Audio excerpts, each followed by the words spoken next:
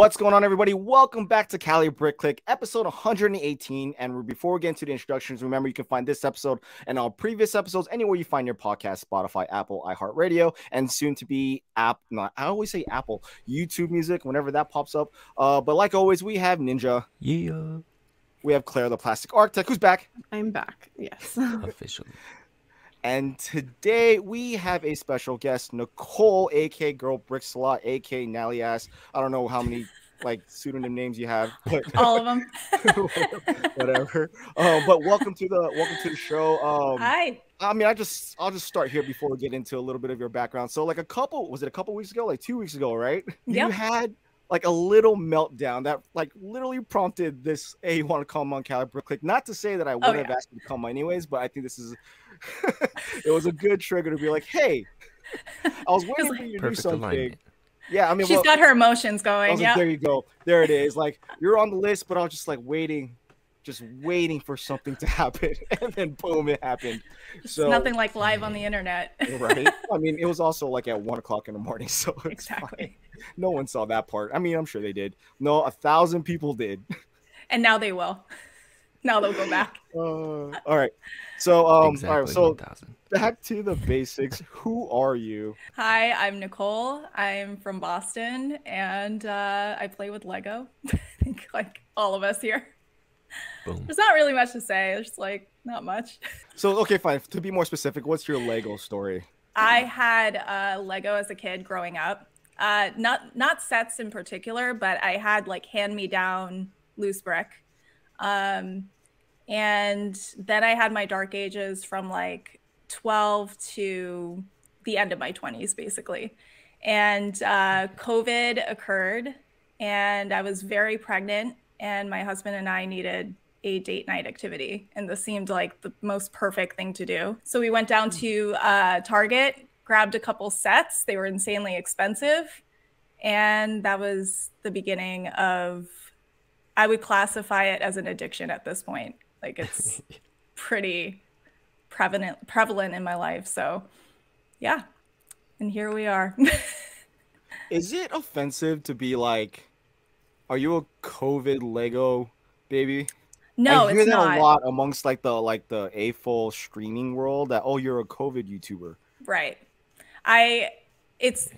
It's not offensive at all. I think there's definitely the pre-COVID Lego diehards and then the post-COVID. It's two different waves.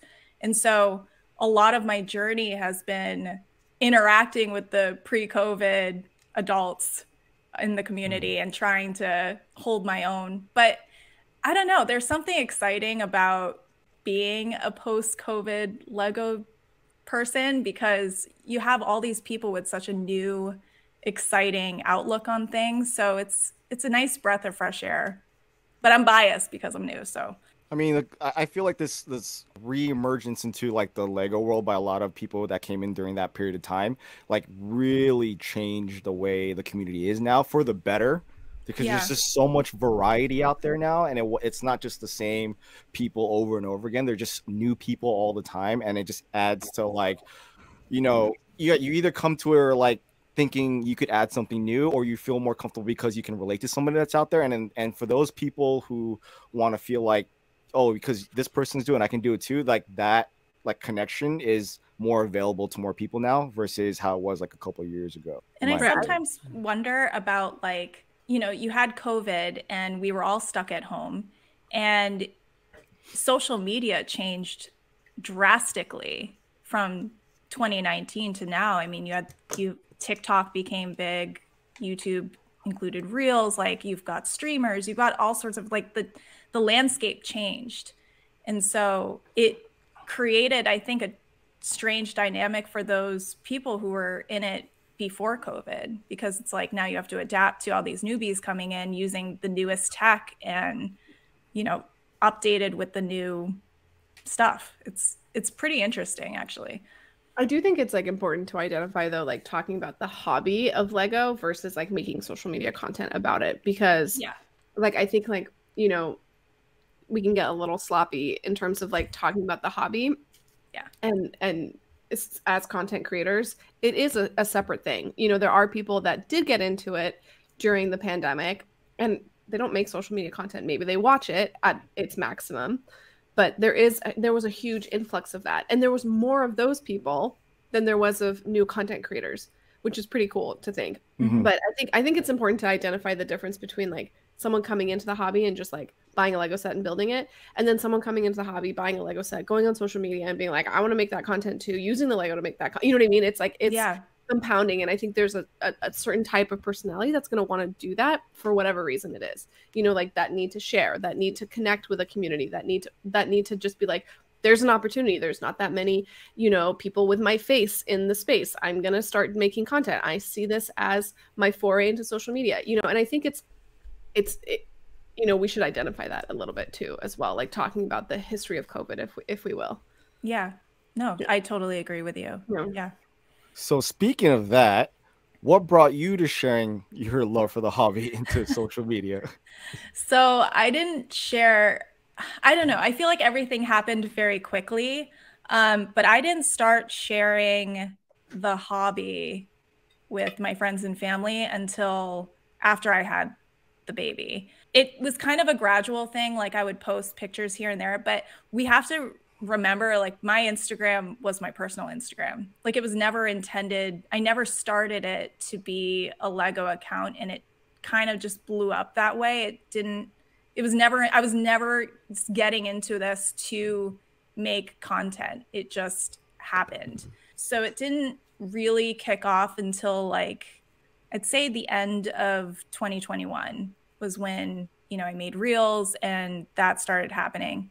And I was doing it because when you're a new parent, it's like the Sunday scaries every day, all the time. You don't sleep very much. You're irritable. There's a lot happening. Life's a little weird.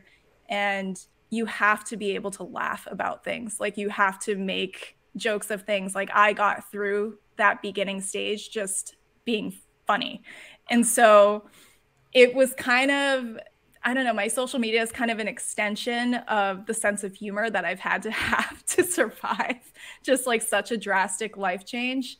And I noticed just between 2020 and all, like, everything that was going on with the landscape, there was a lot of negativity in it, and I didn't want to contribute to that. You know what I mean? Like, I wanted to make content that would be happy, and Lego is such a happy atmosphere anyways, for the most part. If you take it back down to like how you're supposed to play, like as a kid, and just the excitement of it, it's just a happy thing. So content creating was just my way of really surviving and keeping an identity other than being a mom, which is a really difficult and delicate thing to do. So it just, I mean, like I said, it just happened. I never set out to really do all this in the beginning. That's kind of neat. I feel like because we get a lot of different people who come on here, you know, a lot of people had social media accounts of, like, you know, different hobbies and different things that they were into. And then they were like, Lego is it for me. This is like the space you can grow here. And I'm a little bit of both, right? Like, I had other social media accounts, but for me, it was very much like, oh my God, I want to be part of this community. This is really fun. I can't be part of this community unless I make content and show my face. Like, that was like how my brain worked. I'm, you know, no shame to anybody else, but like, that was the direction that I did. Yeah, and I love, but I was also, sorry, Ninja, but I was also like very direct though. I've always done this. I immediately made it like a different Instagram. And it was mostly for me because I like organizing my Instagrams. Like, my personal one, like, I don't need to see like my friends that are like social media, like justice warriors, like who like sit on their couches at home, just like resharing stuff, like, and who feel good about themselves. Like, I don't need to know that. It's going to make me not like them. You know what I mean? And then like, I also like have like other hobbies like cooking and stuff, but I don't need to see those in the same place. So I always like like a different social media account for that, mostly for myself. And I did that with Lego, and it was like, you kind of post on it and you're like, wait, this is really fun. This is so cute. I get recommended other Lego content. This is so much more like happy and joyful. And yeah, with everything that was going on, that was like the best thing ever. And I'm trying to imagine, like, if I had posted on my like social, on my regular one, like reels or whatever, like what that would have been like. What did your family and friends like? How did they react to it? They're like, "What the hell are you doing?" Or were they like, "This is so cool"? Yeah. So I think behind every person that is present on the internet is a partner who is not. So my husband just is not on social media at all. Like he has Reddit and not TikTok, Twitter, but he is not on anything else.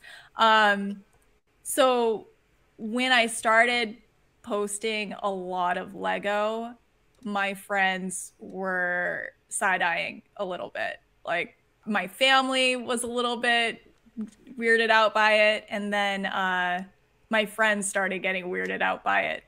And every time we would get together, they're like, "Oh, so Lego, huh?"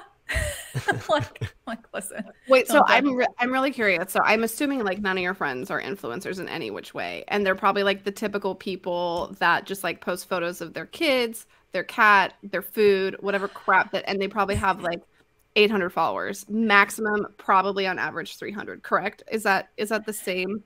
Yeah, I mean, some of them are influencers, but in different fields, cool. Like like photography, fashion, all that stuff. But the bulk of them just post family. All their accounts are private. You know, it's like it's just a place. It's just a photo album at that point. So me coming on here and treating it almost like a part-time job is what it is now, is a strange thing. It's just not weird. Your influencer friends though. Like they didn't. I assume they didn't think it was weird at all, right? No, they get it. But some of my other friends are like, I get side eyes sometimes of like, what is it that you're doing? But the cool thing that's happened now is they strangely become invested in it. So nearly all of them have bought sets at one point or another. They all send me things. They all keep an eye out for activities and events and sales and whatever. And they all are somewhat interested. And I think it's because they know how obsessed I am with it. So this is their way of being supportive, basically. Right. They'll be like, okay, you're weird, but sure, here we go. Here we go. Yeah.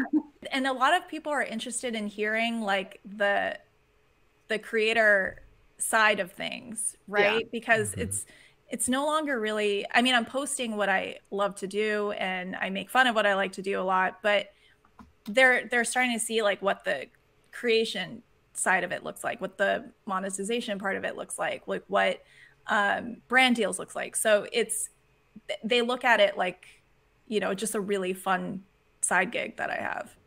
No, it's funny, like when you hear like friends like that realize how you can make money doing this, and then like you give them like examples of people who are succeeding, and they're like, "What?" Yeah.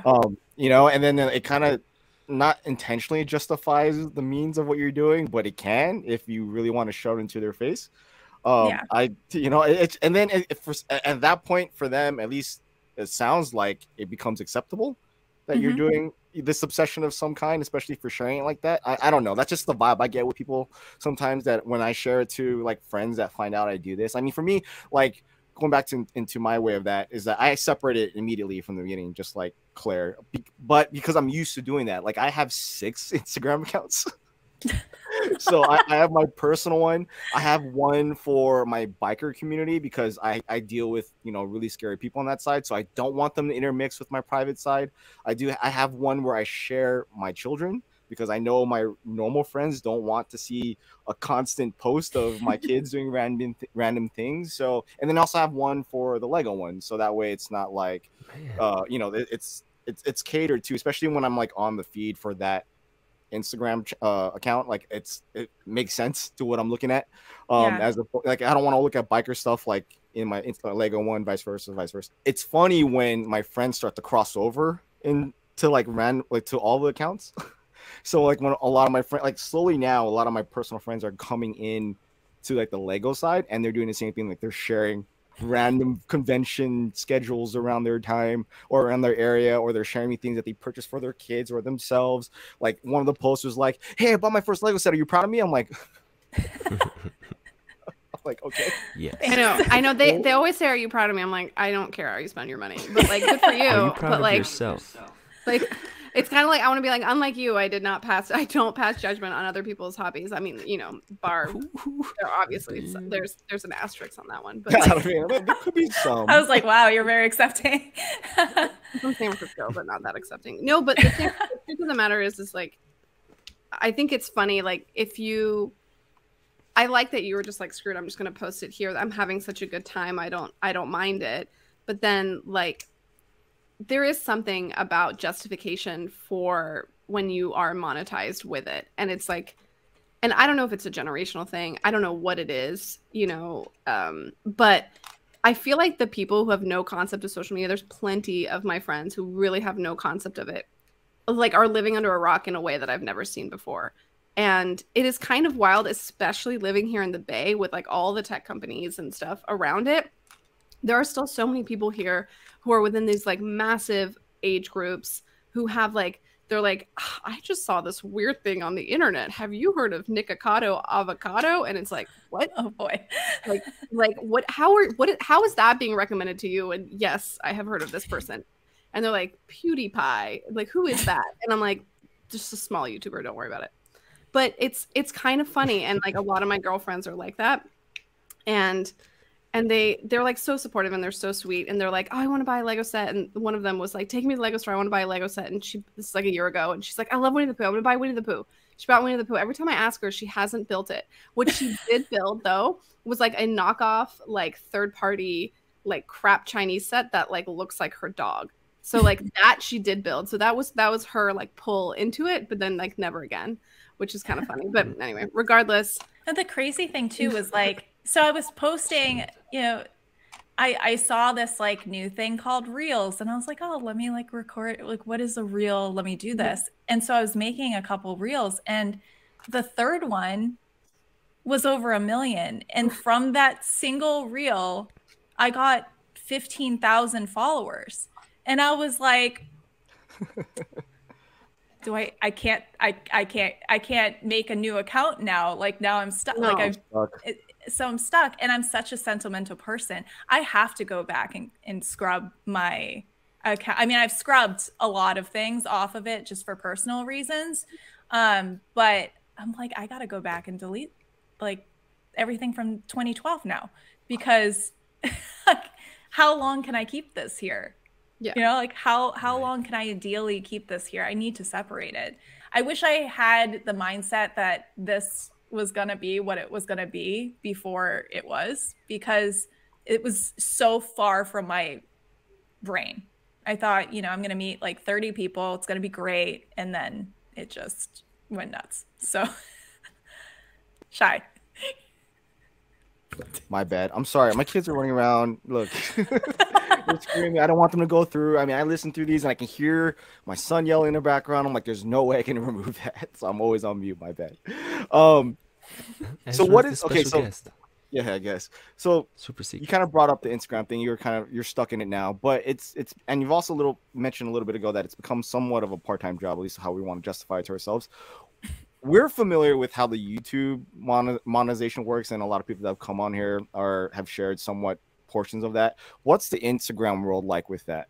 So the Instagram monetization world was the main one was the Reels bonus. So that was the main one. So you were basically awarded per view for every reel that you posted. I think you had to be invited. So after I had the one reel that blew up, I was invited into the Reels bonus program.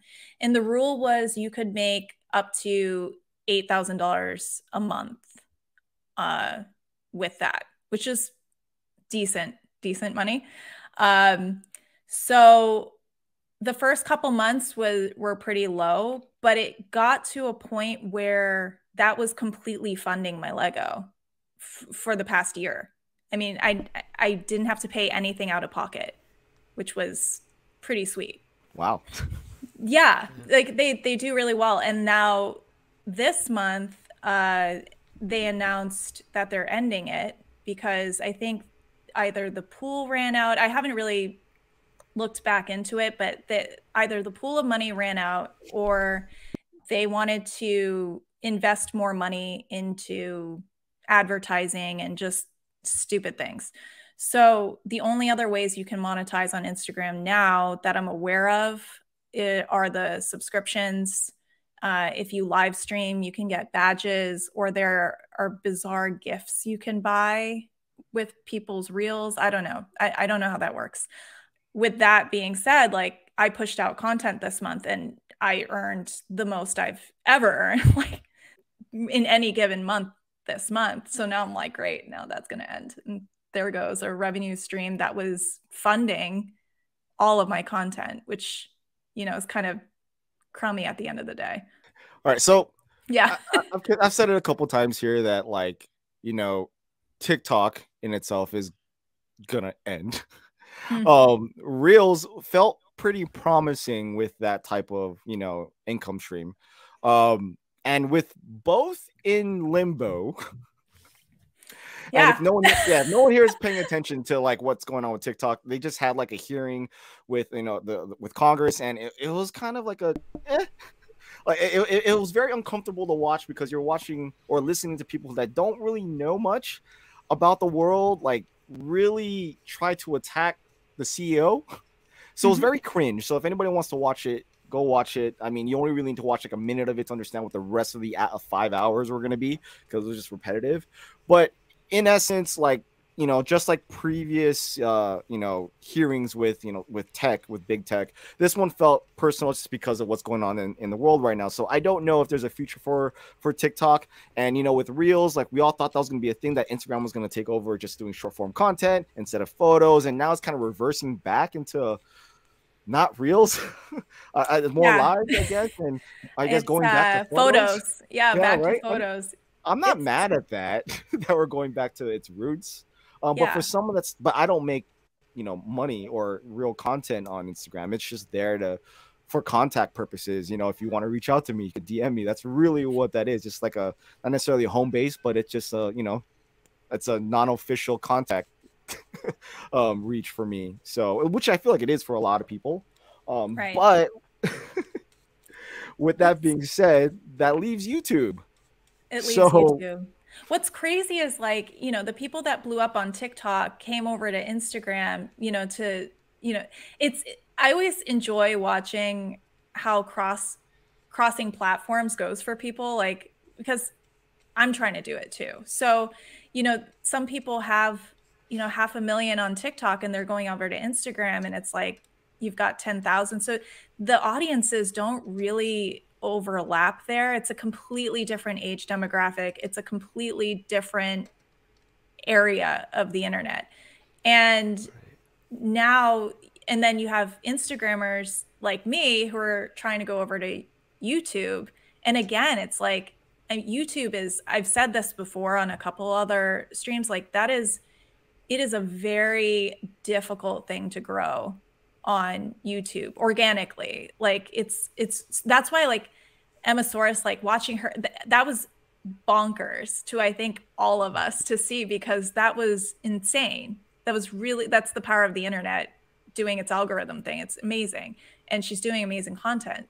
But, you know, if you're doing long form videos, it's a slow burn. And sometimes it can be a very thankless job to create that long form content to get like 100 views sometimes for someone like me. So it's interesting to see people crossing over platforms, trying to figure out, you know, how they're going to make this work. And you're seeing it now with TikTok going the way it's going. People are trying to come over to Instagram. They're trying to go over to Twitch. They're going over to YouTube. Like, it's going to be interesting to see how this pans out, really. So, you know, let's use Vine as a good example, if anyone wants to remember what that was. So when Vine ended, most of the content creators came to YouTube, I think, and they did pretty well. We can acknowledge the fact that TikTok and Instagram don't really, like, the communities don't really... I'm going to interrupt you. I'm totally going to interrupt you. The ones that you know about did well. That's like being like every startup is Uber. You know what I mean? It's like for every like one person that did well from Vine to YouTube, there's probably 100,000 that didn't. Fair enough. So Yeah. But now I lost what I was gonna say. So let's say TikTok ends right tomorrow. Let's say TikTok ends tomorrow. All these people are gonna have to go somewhere because they're Yeah, gonna where need am I their going to fix. get my recipes from? Yeah, so, You know, so they're gonna it's need their like, fix. So that forces them to kind of figure out if there is no other app created to satisfy that need. There are two already that do so, which is YouTube and technically Instagram. So would there be like if someone was really following your content on TikTok, would you think they would follow you on YouTube or Instagram at that point? This is a hypothetical question. I don't know this answer. But just think about it, because right now there's two, so they don't need to cross over. They already know right. where they want to live. But if maybe Instagram were to end, if one of them were to end, would they come to the other platform that they know that you're already on? If you have a shorts channel, if you're a TikToker or a YouTuber doing, or sorry, if you're an Instagrammer doing reels, they're only going to come over if you're a shorts, or they'll only stay, I assume, if it's the same thing. To make that leap over to a new platform, I think people underestimate that, even if that other platform that they came from doesn't exist. I think like I don't think it's that great, and it has to be like exactly the same content, right? I mean, like you'd have to go from a TikTok to a YouTube Shorts, or from an Instagram Reels like to a YouTube Shorts channel. I mean, like that's the only thing that makes sense to me. I could be wrong, obviously. Well, like, I mean, so that leads to the follow up of that is that if you are preparing for the inevitable, if it does happen, should you be making the same content on YouTube? If most of your followers are following you on both other platforms for specific content, just to prepare if it does happen for that. I don't know. I think every platform has a different personality. Every single one, even YouTube to Twitch, it's a completely different personality. Instagram to TikTok, completely different personality. I mean, I've seen people with 90,000 followers on Instagram try to go over to YouTube, and it just something doesn't translate well. Like something's missing. And so I don't know. And then you wonder, is something else going to pop up? I wouldn't rule it out. We've seen how successful social media can be, especially, during the times where a lot of us are still working from home remotely. Social media is kind of like a bridge. Although I did read somewhere that one of the most deleted apps off people's phones is Instagram. So It is a very interesting thing. Why did it say why? I think generationally, we're aging out, but the next generation doesn't enjoy Instagram. It's too fake. I think is why a lot of people like TikTok, because it was a little, I mean, it's not real, but it felt like. Well, yeah, because a lot of people are still filming with their phones, not making crazy content with like DSLR cameras and stuff like that. So, and that's the kind of stuff that's pushed on that one, right? Versus reels. And I'll notice, right? So what works well for me, I know exactly what works well for me on each platform. Do I do it? No, because sometimes it's like I feel like I have to sell my soul to do it. So it's I feel that way with TikTok. It's like I'm selling my soul. So like, I know if it has anything to do with like dating a Lego person, it's going to hit 1 million, no problem. Do I want to keep doing it? Not really. I'm a mom. Like, how much of that do I want to push right now? But on TikTok, the lip syncing over someone's audio isn't as big on TikTok as it is on Instagram. And then on Instagram, the fast cut, like zoom out, like all these things that are going on, like the filming style of TikTok doesn't work on Instagram. And YouTube, I have no idea what's going on over YouTube. It's like the algorithm is very confusing. Yeah, so I haven't spent enough time with YouTube to figure out what really works over here. But it's just, I think there's going to be some growing pains, and depending on what happens, I think some people will get discouraged. It might just shake out a lot of people that just, especially if, like, let's say like Instagram and TikTok are losing financial monetization capacity, which it doesn't seem like it's completely, like, it still seems like you can get sponsored content on there. People still value the views and things like that. Obviously it's just from the platform itself. But like, if people start needing to have to access YouTube for financial gain.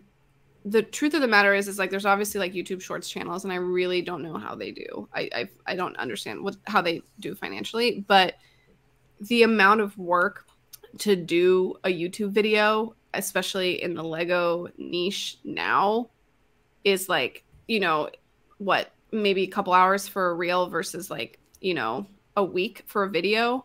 And it's like, it makes it a lot harder, I think, especially if you like are trying to do the meta and like trying to do kind of like what people are looking for.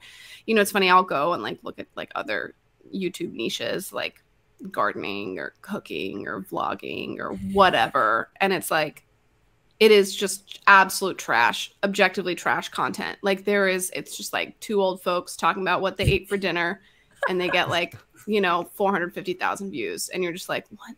And it's just like, but that's appropriate for that space. And I think that used to be appropriate for the Lego space. You used to be able to just like sit in your bedroom and like, you know, film a video with pretty like low effort. And we still have some YouTubers that still do that, and it still works for them because they've like created a brand out of it. But like anyone coming into the space now will not grow if they do that, unfortunately. Like, or you'll grow at like such a snail's pace. It's demoralizing in such a way. You know what I mean? And it's like, I've heard people say, oh, it's easier to get 10,000 subscribers on YouTube now.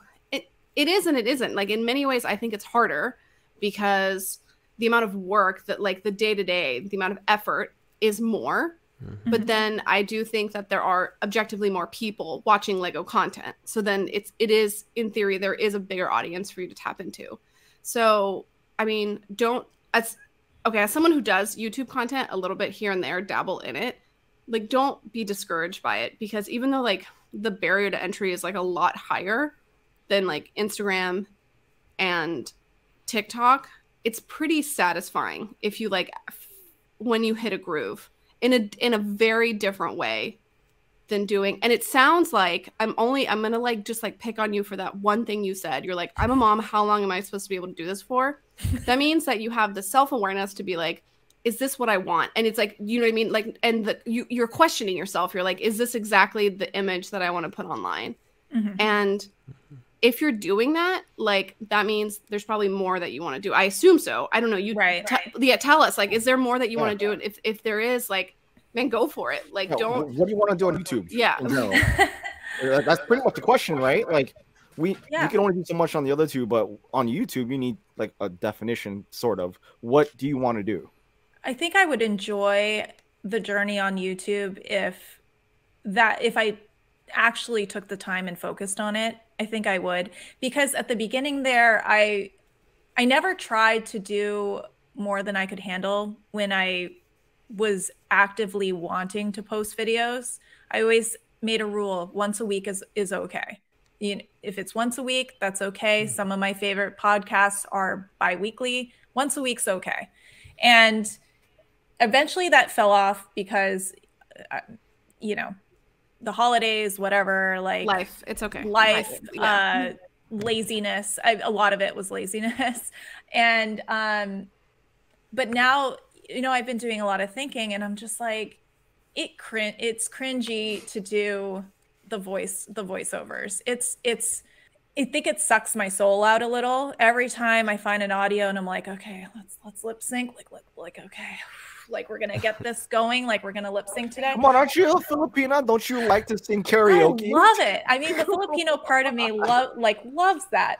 But then the other half of me is like, I like to perform, but then the other half of me is like, you know, there's got to be more to life than this. This is the meltdown that I had the other night. I said, because Claire, to fill you in, what happened was, I've been doing what was this. It? Where this happened? Where did this meltdown happen? Just in case people want to go back to it and watch it. No. We're not gonna put a spotlight on her. I did not like Shy that you were like, I was watching to see you just like trip and fall on your face, and then I was like, come on, Cali Brick. Like that is it was a good. I was like, well, I mean, we were talking like, okay, you're asking for help live.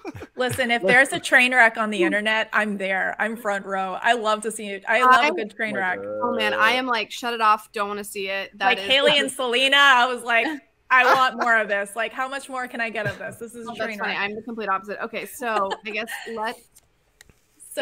paint a picture for me. So it was picture this 2 a.m. my time. I'm on a couple brickheads. Girth Gang's going strong, and I ran out of food, and I started getting in my thoughts. Like, I started having a meltdown about, like, it was a very Zoolander looking into the reflection, saying, "Who am I?" kind of thing. And good picture.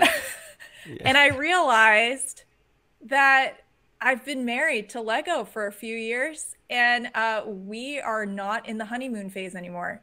And we are in the sweatpants, like we are in this sweatshirt, sweatpants, socks don't match, hair's up in a thing, and you're finally seeing your partner for what it is, and it's a little scary. That's the phase I'm in Lego. And I can't pinpoint what exactly did it. I think I do. You said it. It was the Rivendell Brickhead gift with purchase. I think that really peeved me. And it's no one's fault. It's definitely my thing. I'm responsible for my emotions. That was definitely 100% me. But that just, it lit up something in me, and then I got angry and confused. And I started wondering, and then it was Atlanta was the other one, because I was like, do I want to be a set builder forever? Like, that's going to get very old, chasing the new sets when they come out. That's going to get very, very old. I don't even enjoy really going to release days anymore. I just don't at this point. The meltdown was over what's going to happen. And a lot of things were up in the air. At that point, the freaking Gollum brickheads got me. Instagram demonetized. TikTok was on the burner. My toddler's sick. Like, you know, like everything was happening, and it was 2 o'clock in the morning, and I was like, what do I do now? Like, what now? I think I came to the conclusion that I enjoy the fulfillment of working on YouTube. Like, I really enjoy the creativity process in it. It's a ton more work. It's actually even more work than, you know, a month's worth of reels. Reels take me 10 minutes to film. Truly 10 minutes to film. It's very low effort, but like when I post a YouTube video, even though it's low production value, even though my editing sucks and whatever, I can feel proud of it at the end of the day. Like, one YouTube positive comment outweighs 1,000 on another platform for me. It's a different beast. And so I was like, I think that's where I want to focus now. It's just, yeah. So then it's like, I'm not going to take my Instagram or TikTok content over to YouTube. It's got to be different. Like it has to be, and it's got to be meaningful for me. And I learned very quickly that if you don't enjoy what you're posting, you're going to get burnt out really quickly, especially on YouTube. And I think the reviews did that to me. Like, the reviews sucked out my soul. So yes, that was one of the things that we brought up, was the reviewing part, because that was, I think, what the following one was what led to that topic question. But the reviews were kind of going into, like, is it worth doing, all that kind of stuff, and that kind of triggered some things as well. And you know, I said in the last episode with Coconut, like, it's okay to do reviews. I know it teaches you a lot. I mean, it teaches you to be concise. It teaches you how to make a video using any editing platform that you use. You know, you don't really have to go crazy at first, and it's gonna, you know, it's growing pains. And what a way to get into content creation in YouTube is just reviewing something. It's very easy. Kind and of. Then once you get I knew you were gonna go against that, but listened to it, and I was just like, I wish I was there. And but, you weren't, so that's your fault. But like, I'm just it's my fault. It's totally my fault, because I think there's like two sides to that. Like, I agree. Reviews are like, they're so basically one person came along, or two people came along in the Lego community and started doing reviews, and they defined the parameters for what those reviews are like, and every single other person has done them the exact same way. And if you really think about it, that's pretty lame, is that every single other person has done it the exact same way. So if you are like a true, if you are like a creative person, I think there is a way to make reviews different and cool. For example, shout out to Josh. Yeah, Josh. exactly. Josh. Josh, amazing.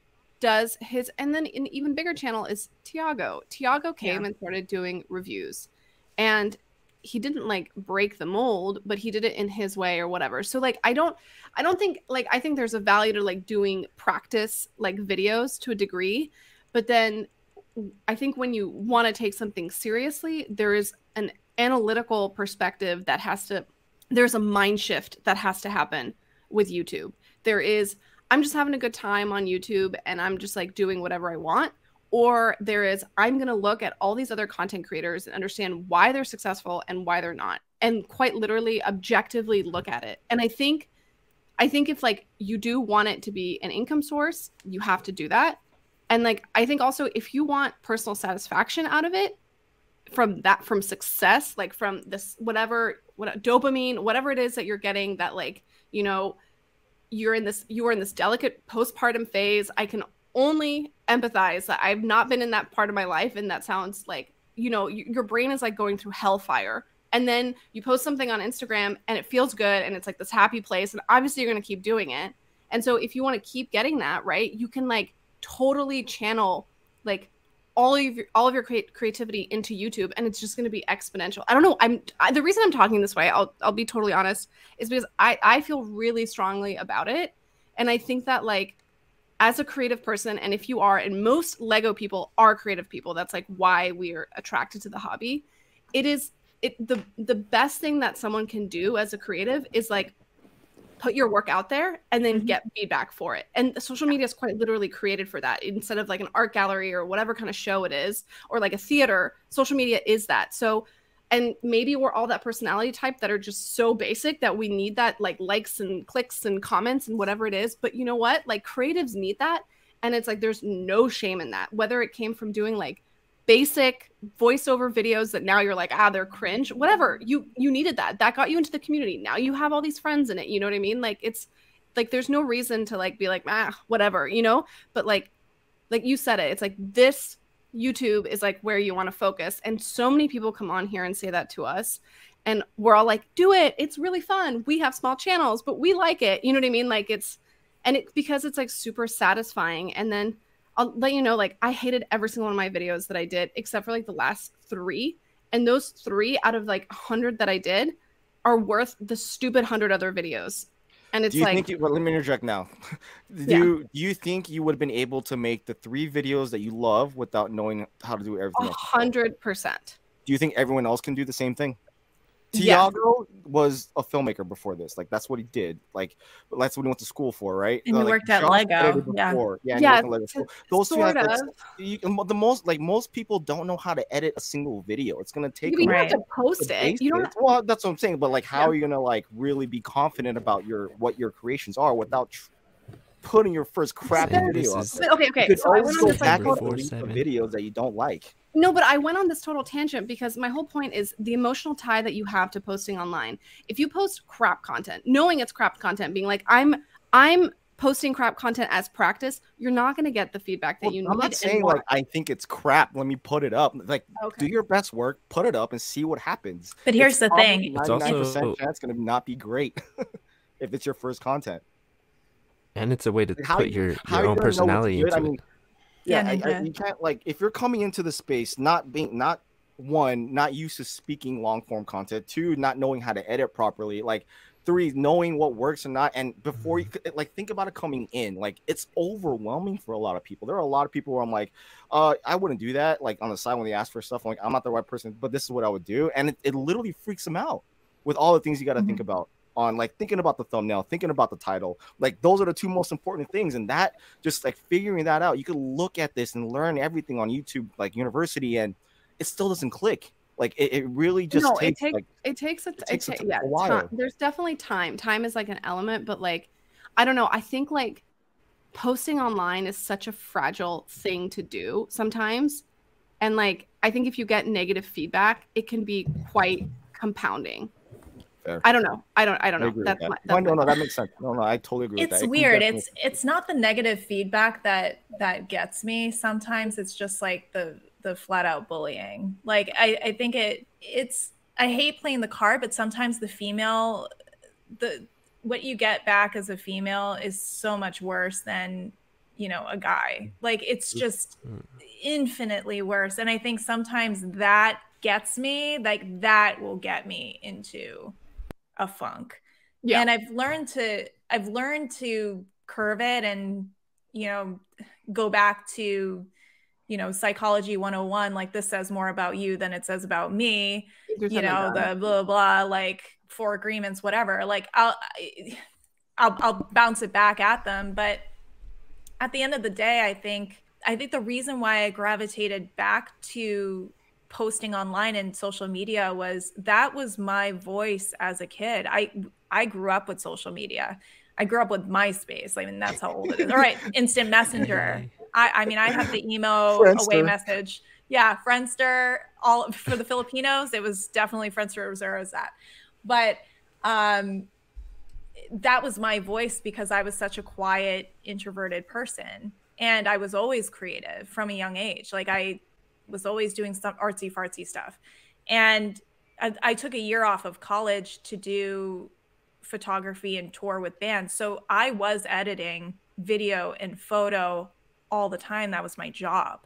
And so when I left that and I went back to school and I got my big girl degree and worked my big girl job and all these things, like my job is very mundane and boring and stressful and whatever. And this has become my outlet for the creativity side. The other reason why I came over to YouTube was because I had worked remotely at home before COVID, like since 2012. I have not set foot in an office. I always worked from home. So my interactions with people were only with my friends on weekends. And we all know how crazy weekends get. So then you bring in a baby and I'm talking goo goo gaga all day. I have forgotten how to talk like an adult. And so my first YouTube video, I sat there in front of a camera and I'm like, man, I sound like an idiot. And so it was my way of trying to communicate again as an adult. And yeah, so there were multiple reasons why I went to YouTube. One, I wanted to see what it was all about. Two, I wanted to get something started over there, put the bread in the oven to get it started while I was figuring out what I wanted to do, because it's a lot harder to just jump into something new than ease into it. And so there was a lot of planning as to like me coming over, and it just so happened that it was on my brain last summer, and then the fall I was thinking about it, and now I'm like, okay, I think it's time. Like enough has been shaken up that it's time to come over and really do what I'd prefer to do rather than, you know, voiceovers on the other stuff. Not to discount it. Like that's brought me a lot of great brand deals. Like it's brought me money. Like it's been very helpful, but I think it's time to start another book somewhere else. That's going to be the new learning curve. But we're all on social media. And if you're going to be successful in social media, you have to be able to adapt to whatever comes your way. So in Instagram, if you didn't adapt to making reels, you stayed stagnant and you died. If you came over a TikTok and you did something that wasn't on trend, you died. Like, and the same thing will happen to YouTube, especially with the reviews. Like for all the new people coming over, reviews are great to learn how to edit. That's how I got back into editing and understanding like how do cuts work? Like how do I move this around? Like how do I put an end screen? Like how do I do, like that was very helpful, but the reviews aren't gonna get you where you want to go unless you're in the ambassador program and you're getting those sets early, or you're reviewing sets like Stacy, old sets that no one can get their hands on anymore. Then that's when reviews can work. But it's a very difficult thing to break into. And so I think YouTube is where you find who you are, is where you grow up, and Instagram and TikTok is kind of where you hang out. That's how I look at it. Dang. Wow. Yeah. Mic drop. I don't even know where to go from here. Yeah, sorry. You know, I know we're kind of like curving around the hour here, but it would be are you excited about like YouTube? I know you say that that's where you want to be, but like it's still like a hurdle to like get back into it. Like I think it's like much harder, especially if you've taken time off, to like get back into YouTube. And you can want it all you want, but like how are you motivating yourself, I guess, to like kind of get back out there? My plan was, or is, I have a ton of content filmed that I just need to edit. So I have Atlanta Brick Con. I have to just, it's together. I just have to edit it. Like I went to a Lego store opening. I just have to edit. So I have a bunch of things that I just have to edit that don't really require me sitting down and recording something. Like I have a bunch of files that need to be done. So I think when I started, it was like Thursday was always my light day. So that was always the day that I worked on things. That was the day I filmed or whatever. It's just going to get back to where I was in the beginning there, where it was like, okay, if I can do this once every 2 weeks, like it doesn't have to be like, that's the thing I have to remind myself, and that I have to remind like other people, is you don't have to be a hero. Like you don't have to be doing things fast paced all the time, because that's where burnout hits. Don't go beyond where you need to be. And especially as a mom, like of a toddler, like let me tell you, like that is a delicate area. So I don't want to overdo it. And I want to just get back to enjoying the process of editing and the frustrations with uploading and things don't upload correctly. Like I love all that. Like that's part of what makes YouTube. Instagram, it's just like, okay, like today, I'm like, all right, I could film a reel today. I got 10 minutes. Like it's not as fulfilling on that, on that side. Like YouTube really is like the most rewarding thing. And yeah, that's where I'd like to hang out, I mean, I got 10 minutes will just not be making reels or TikToks and just be focusing on editing that last video. Right. Yeah. Right. And it's hard. It's not easy. Like, no. But that's what I like about it. I like a challenge. Eventually, I believe you should be able to get there. Like you'll get to the point where you'll be able to look back at your channel and start deleting stuff or hiding it, and then or making the content that you truly want to make and you succeed in it, and you got to start from scratch just so that way you have a clean channel, or you just continue with making good content that you feel that you're proud of and that your audience wants to watch. Right. And eventually that epiphany happens. So I do agree with you, Claire, with your ideas of meta. I just don't feel like a lot of people can get there and skip 5 chapters into that life. I don't think people need to do the meta either to be successful. I think if you do content that you like watching and that's objectively good content, I mean, the YouTube is huge. It's like, I think it just has to be good, and whatever is good, you know what I mean? That's obviously subjective, but that's kind of my thoughts. It's about the personality. Mm-hmm. Sometimes there's plenty of people without personality that have huge channels, but they're good editors and they're good, whatever it is. True, yeah. And I'm not talking about the Lego space, just in general. You know what I mean? Like it doesn't. You just gotta hit a stride and figure out like what it is that works for you and what you can like produce in mass, right? Like what's your niche? And we've talked a lot about this, and I've seen comments being like, you don't need to find a niche, you can do whatever you want. Sure, do whatever you want. But to come back and tell me when you're successful. So yeah, you need to find something. Yeah, exactly. It's easier to like really understand like what your channel's about if you have a couple things that you're focusing on. Yeah, it's just as simple as like think about like someone finds your video, right? And they're like, I love this person. I love her personality. I love the way that she talks about the Lego. I love the way that she presents herself. She's like so cool. I relate to her so much, right? Like that's like somebody who finds you. And they're like, I want to watch all her videos, and I hope they're all like this one. Oh boy. Right? And so like that's the ideal, right? That's the ideal. You find a subscriber that really likes what you're watching, and they go back and watch your whole history of stuff, because that is a thing that people do, right? That's what I do. Yeah. I found an amazing YouTuber. I mean, I watched all her videos to the point where it was maybe creepy. Right. Yeah. Same. I've gone back and like watched like 4 years of someone's videos before and been like, this is weird. I feel like I know more about this person than their mom. This is weird. Yeah. Exactly. And so but you kind of want that, right? Especially if you're like trying to sell your personality, or not sell it, but you know, if that's like, what is your shtick? Your shtick is your personality. But, or maybe your shtick is like making mocks or doing reviews or vlogging or like hauls or whatever it is. People like love that video and they want to see it over and over and over and over again.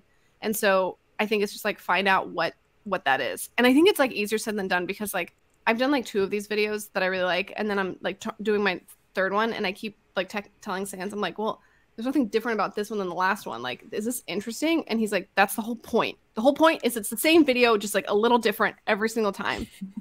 And like, it's hard for me to go and edit it and be like, here we go again. It's like, and it's, I'm like, I like it, but it feels weird to like do the same thing. I don't even cook the same thing every night. You know what I mean? I hate leftovers. Like, I feel like I'm eating leftovers a little bit with like, doing.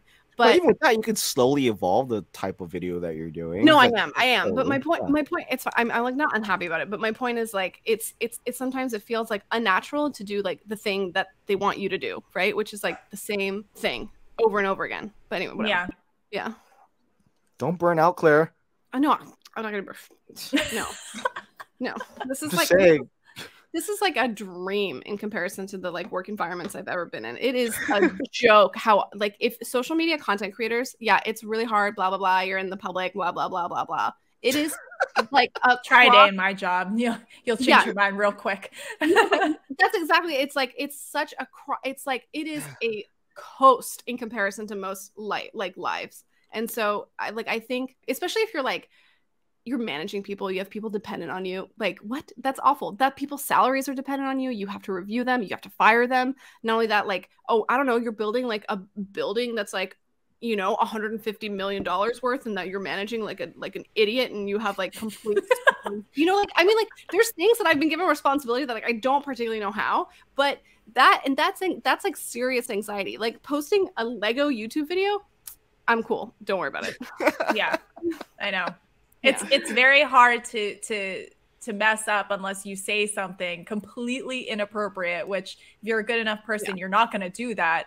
So it's like the threshold for messing up is way less over here than it is like if I messed up in my real job, like, you know, I'll be homeless. So it's, you know, I'd go to jail. It's okay. You know, it's fine. But like, but yes, but the thing is like, you could say like, oh, if I get canceled on the internet, I'd be homeless. Fair. But like, I feel like you have to like do quite a lot. But regardless, like, I think the worst thing, especially when you're a small content creator, the worst thing that can happen is that you're dissatisfied with your own work. Or if you're like, I'm not doing what I'm doing, I think that's like the worst thing that's going to happen at this point.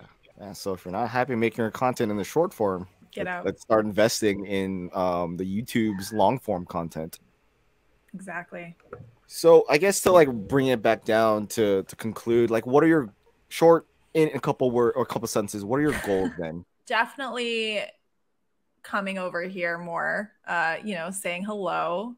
I haven't said hello in a while. So, you know, transitioning over to YouTube in a more, like, spending more time on it. I think I've neglected it to the point where it is what it is. I mean, it gets, you know, 1 or 2 people a day, and that's to be expected. I'm not really putting effort over here. So to work at it the way that I worked over on Instagram. And then as far as like the Lego journey, I'd like to mock more. I feel like everyone says that. I'd like to mock more. My goal for the end of the year is I'd like to be in at least one convention where I've had something of mine. I think that would be a very proud moment. So I'm working on that. It's just thinking about what I want. Like, do I really want all these like sets now? Like, do I need all of them? I think I went a little bit by crazy in 2021 and 22. So my husband was like, are you okay? He's like, you haven't really been buying much. And I'm like, I don't want much. It's my tastes have changed. I've bought more retired sets this year than anything. So it's not to like completely demean your experience and your lived Lego experience. But it is, like there's these like weird Lego phases that people go through, especially like when you first get into it. And like you know, Sans and I have talked about this before, like we have a little bit of jealousy for people who don't have any Lego and who like don't know anything about the hobby and who like realize there's all these other IPs that used to exist, and there's Bricklink and there's like all this stuff, and there's the social, when you first opening the door, it is quite exciting. And then you come down from that high, like you said, the honeymoon phase is over, and either you're like, I hate this, I'm going to sell it all. And there's some people that do that. I think that's a minority, to be completely honest. I think some people are like, I'm going to slow down. I'm going to focus on these specific themes that I like. I'm going to go back and complete those like nostalgic themes. I'm going to get into mock building. I'm going to buy Alex drawers from IKEA and sort. There's like all these different phases that people go through. And it's like totally the hobby. That is like totally it. And it's like, I think... Or I'm like, I'm going to build a city, or, you know what I mean? Like, there's so many different things that people go through. And I think you go to a convention for the first time, it's like, everyone comes out of it being like, that was the coolest thing I've ever seen. Like, I have to be part of that, And just, I mean, like, I think it's like, you're in good company. Do you know what I mean? Of people who are like having the same experience as you, or they're whatever timeline they're in. And then, what's terrible is that you can very easily go back into that buying frenzy. And then what happens is like, if you start mock building, you start giving yourself excuses to buy sets for specific pieces. And those are sets that you never would have even bought like from the first time. Like, you're like, that city set, I want it. It's got a 4-wide car. I need it. Or you're like that or weird just buying bulk parts. Or buy bulk parts. Or you're like, getting the Duplo stuff because you like love the vegetables. I don't know. Like, there's just because you're gonna like, there's like these, you can get into these weird niches, or you get like so obsessive, like Sans, where you're like, I'm gonna buy the toothbrush of Yoda or whatever it is. Like these, you like create parameters for the niche collection of like rarity or whatever it is. So. Get excited for that, I guess. I'm just gonna say that new Duplo Disney castle that's coming out, that's a fire set, and I'm like, I have a kid. Oh, yeah. There it is. I have a kid. Use it. Yeah. Use and it. then you're like, maybe I should go back and buy all of the Mickey Duplo figures. Should I do that? Yeah. Should I add him to my haul of Mickeys? Yeah, that is Sans's brain right now. That's what's happening. But yeah. So or you want to collect all the CMFs, or you I feel like everyone goes. So that was what was so exciting in the beginning, was everything was so new. And I was like, oh my God, they had this, there was this, like, ooh, there's that. Now it's like it's getting very expensive, and like everything's kind of overwhelming. But then it shakes out, and you kind of find what it is that you like within the hobby. And I think that's where you really become yourself. You know what I mean? Like, that's where the meat of your story will be. So yeah. And if you'll stay in the hobby. Yeah. Well, and if you're not going to stop buying, because it just goes to the other places as opposed to new sets. Oh yeah. Oh yeah. Or you can like rework your stuff, but and then you get customs, and then you like all sorts of things, and then it just you fall. Or you want to make your own customs. You want to start your own Lego convention. There's so many different ways to be involved in the hobby, which is like pretty awesome. I do feel though that it's kind of, as someone who's like been in it for a long time, I do feel like I'm in like some alt reality where we have Lord of the Rings and like Indiana Jones on the shelf. When like literally like a year or two ago we were like, never are we going to see that. And like, even though it's like so expensive and so absurd, it feels weird. It feels weird to see these. I don't know if I feel old. I wonder if this is like how Castle people felt when they like saw stuff. Like I don't know. But it's like a specific IP, so I don't know. If we get Pirates of the Caribbean again, I'm gonna just lose it. I'm gonna think we're in the Matrix. Oh, and the updated halls, that'll be Aren't great. They making a new movie? Oh my gosh! If they do any of the ships in the updated hull where it's not like round the bottom, but like Barracuda. Oh my god! Sorry, digress. That's where it starts getting dangerous. Like, I would love to get a Lego goat, just like completely off topic, but I'm like, they're gonna make that mold again. Like, I'm gonna $120. I'm gonna buy like a super crispy goat, and then the next week it's gonna come out, and that's why you don't invest in really expensive. So that's why I'm just sitting here, I'm just relaxing, because it's gonna come back. It will happen in some form. Like, you will buy something, and then the next day they're gonna announce the same exact set's being released. I say you buy the goat. Just buy the goat. Do it for the community. And you just like took $400 and lit it on fire, and you're like, great. I feel like that did happen to me that happened to me for something. I did something stupid. What did I do? Like I don't know. Well, for Claire was the Tumblr. I think it's like I have access to so many people who know like stuff that's coming out like years ahead of time. I just like don't listen or pay attention, and like it was the same exact set. What, I think like one of my 5 friends pieces? was like, someone was like, "This, I told you this was coming out," and I was like, "I don't know." The only thing that's different was the figures, and so I ended up going. It doesn't matter. That was literally the only. It was a re-release which they don't even really do of all things. They anyway, don't. on that note. So all right, yeah. All right. Well, Nicole, is there anything you want to plug? Go follow a couple brickheads. I gotta do it for the boys. I know you gotta do it for the Girth Gang. I gotta do it for the Girth Gang. Yeah. And you guys didn't you pass 1K recently? Oh yeah, congrats. Yeah, they did. Yeah, that was crazy. That was awesome. Those guys work hard. They or we? You should be saying we. You know, I'm in the included. group chat. I they're doing all the production. Sean's making the music. It's If I'm part of this show, you can't. I'm like the kid that shows up for the college group project on the day of presentation. Oh yeah, you're that person. We're gonna get an A, right? God, I hated you. I'm like, you guys did everything right. Good. Oh man. Yeah, but are you the one? I did that like a couple of times, and I would present the project, which was like the worst ever. Mm-hmm. And that was me. Yeah.